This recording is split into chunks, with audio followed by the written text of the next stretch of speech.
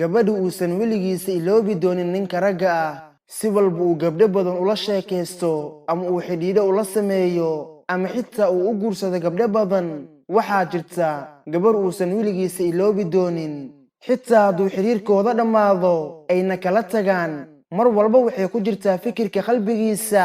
iyo xusuusihiisa mar walibana wuxuu ku riyoodaa inay dib ugu soo laabato si uu u xafido si mar labaad aysan ugu fogaan inta badan ragga ma dareemaan qiimaha gabadhaas ilaa iyo markay waayaan mooye haddaba su'aasha meesha taal ayaa waxay tahay waa tuma gabadha uusan ninka ragga weligiisa iloobi doonin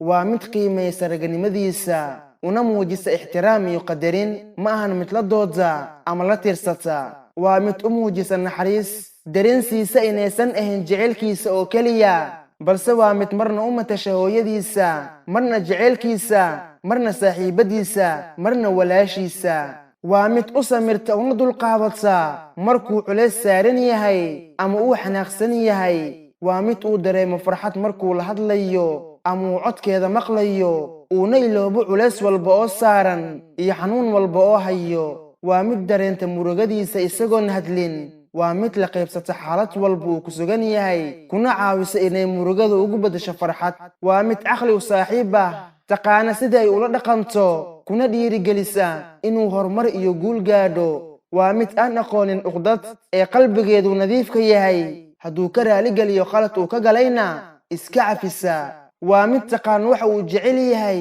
iyo waxa uu necib yahay waxa uu ku farxo iyo waxa uu ku caroodo ninka ragga ah hadday hore u soo martay qof tilmaamahan leh uuna xafidan waayo waa hubaal inuu ka shalayn doono weligiisana uusan iloobi doonin